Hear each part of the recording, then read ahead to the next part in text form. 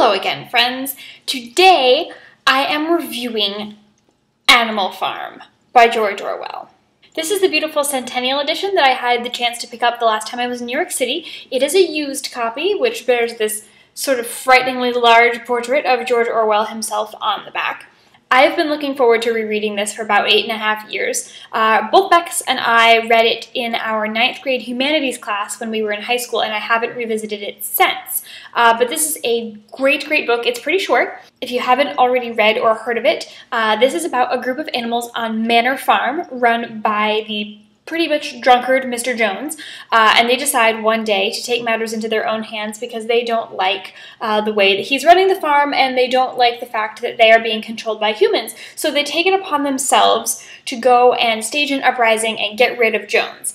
And this is successful, and so they begin their new farm, which they call Animal Farm, under a manifesto of 7 different tenets or commandments that they're going to follow to bring their new life and utopia to order.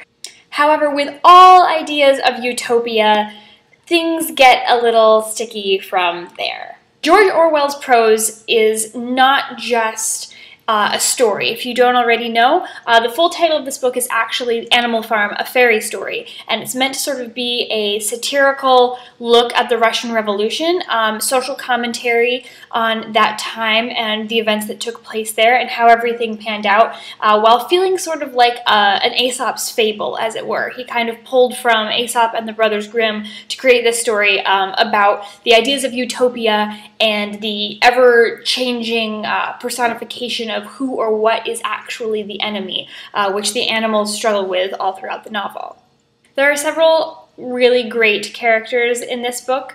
There are many pigs who play a large part in everything, but I think my favorite character in the book is Boxer, and Boxer is immediately swept up with the idea of the revolution and devotes himself to it. His mantra is, "I will work harder," and I think he's just a really good, lovable character, and I can't say anything else about him without spoiling the story, but I think he's definitely important to watch, or I guess to keep track of when you read the book, because he is a great mirror for everything that's happening. All of the characters play interesting mirrors to what's going on the farm at any given time, but I think Boxer is probably the most intriguing of all of them.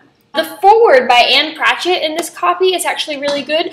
She talks about reading this book as a young girl in the 70s, and that's probably not an age group that George Orwell really meant for this to be originally read by. And she mentions that it's very different reading this in the 70s as an 11-year-old versus reading it in the 1940s as a 40-year-old. Surely those experiences are very different, and surely seeing the personification of barnyard characters who are staging a revolution in their own sort of happy English farm countryside society is not really something that an 11-year-old is accustomed to, because until about that point, when we read about talking animals, they're normally good and cuddly and there aren't a lot of problems with them, and that's not the case in this book. It's very different, and I'm sure that as a child, and not as a teenager, even as a teenager you have a more sort of refined sense of good and evil, but I'm sure as a child reading this book for her was a very shocking experience, especially growing up in the 70s, and I almost feel like I read this book too late. I read it in the 9th grade, so I was about 14 years old the first time I read this,